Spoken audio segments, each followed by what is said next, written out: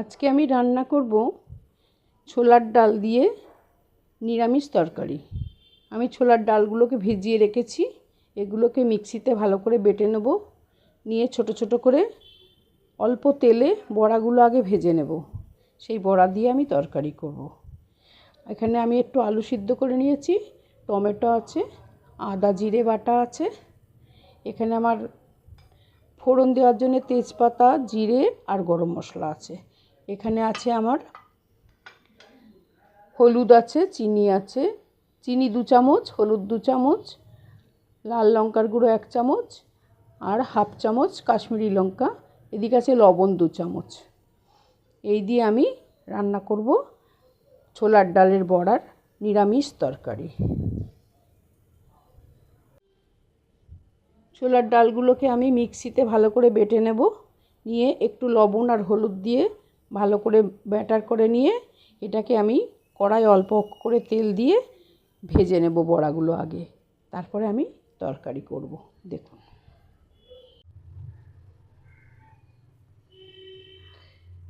আমি এই ডালটাকে মিক্সিতে ভালো করে বেটে নিয়েছি। নিয়ে একটু লবণ, চিনি আর সামান্য হলুদ দিয়ে ভালো করে ফেটিয়ে নিয়েছি। এটাকে এবার আমি কড়াই তেল গরম হয়ে গেছে, অল্পই তেল দিয়েছি, অল্প তেলে বড়াগুলো ভালো করে ভেজে নেব। নেওয়ার পরে আমি তরকারিটা করব। দেখুন আমি কিভাবে করি।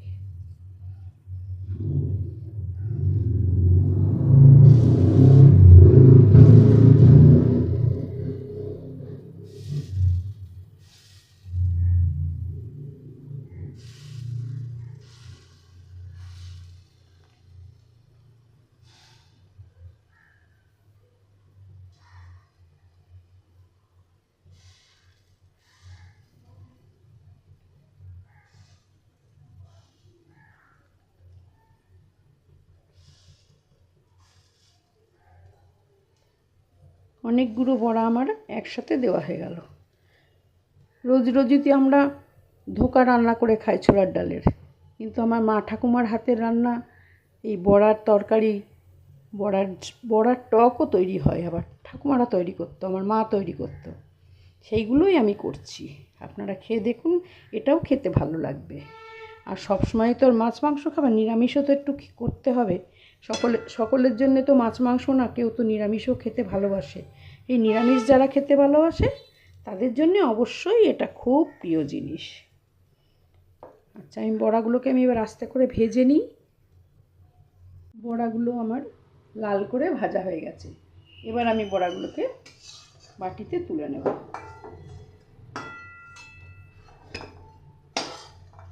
এবার বাটিতে বড়াগুলো তুলে নিলাম। এইভাবে আমি সব বড়াগুলোকে ভেজে নেব। এক এক করে আমি সব বড়াগুলোকে ভেজে নেব।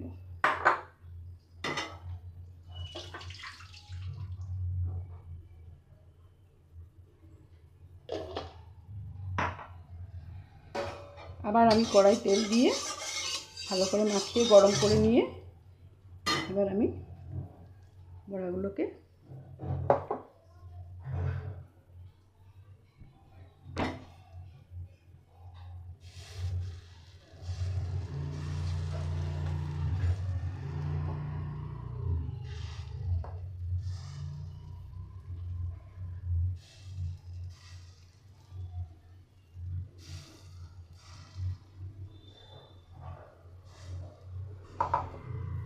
সব বড়াগুলোকে এবার আমি ভেজে নিচ্ছি।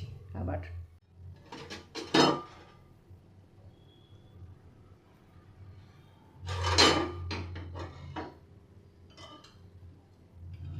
বড়াগুলো আমার লাল করে সব ভাজা হয়ে গেছে।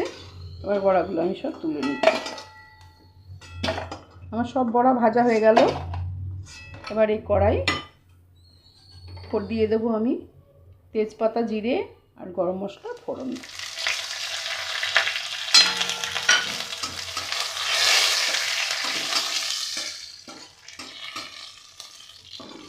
ফোড়নটা হালকা করে ভাজা হলে এবার আমি দেবো এতে টমেটোর কুচিগুলো।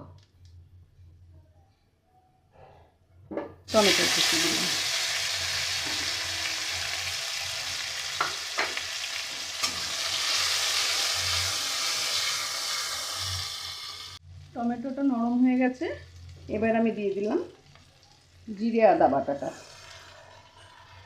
একটুখানি জল দিয়ে আমি পাতলা করে নিয়েছি, তাহলে ভাজতে সুবিধা হবে তাই।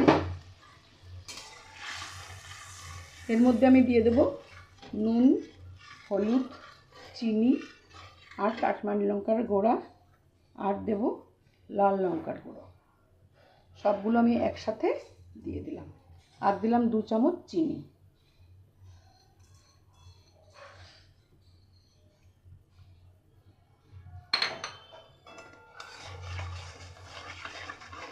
এগুলো আমি ভালো করে মিশিয়ে যখন ভাজা হয়ে যাবে তখন এতে আমি সিদ্ধ করে রাখা আলুগুলো দিয়ে দেব। মশলাটা বেশ ভাজা হয়ে গিয়েছে, আমি এর মধ্যে এবার দিয়ে দেব সিদ্ধ করে রাখা আলুটা, তার সঙ্গে একটা কাঁচা লঙ্কা। আপনারা আলুটা সিদ্ধ না করে ভেজেও নিতে পারেন, ভেজে আলাদা করে তুলে রাখবেন। আমি সিদ্ধ করে নিলাম, রান্নাটা যাতে সহজে তাড়াতাড়ি হয়ে যায়। তাড়াতাড়ি করার জন্য অনেকে তো রান্না করার সময় পায় না, বা কীভাবে করবে বুঝে উঠতে পারে না হুড়োহুড়ির মধ্যে, তখন এরা এইভাবে সহজে তরকারিগুলো রান্নার জন্যে আমি এগুলো শেখাচ্ছি। এর মধ্যে দিয়ে দিলাম আমি এই সিদ্ধ করে রাখা আলু আর একটা কাঁচা লঙ্কা।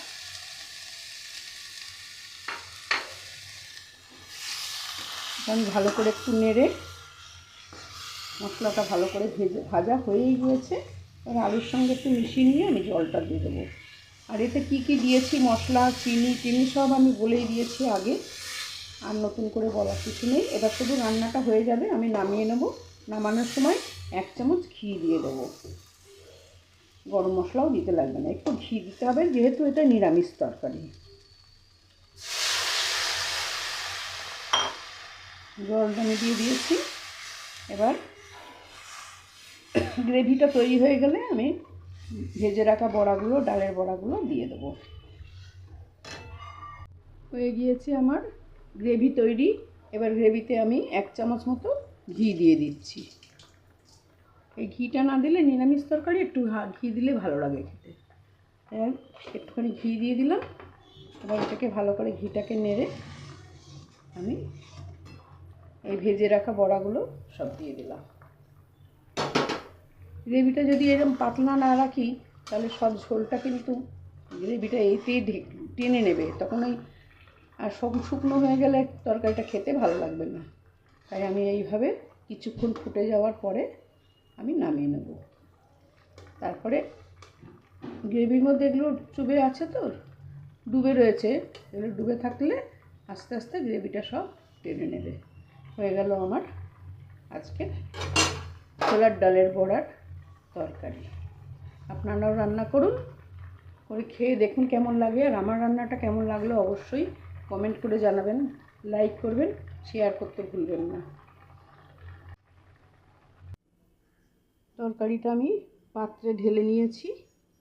এবার দেখুন ঝোলটা কতটা টেনে নিয়েছে, ঝোলটাকে টেনে নিয়েছে। এবার খেতে খুব ভালো লাগবে। দেখুন আরও টানবে, এখনও তো গরম আছে, গরম রয়েছে বলে এতটা ঘন হয়েছে, এটা আরেকটু টেনে নেবে।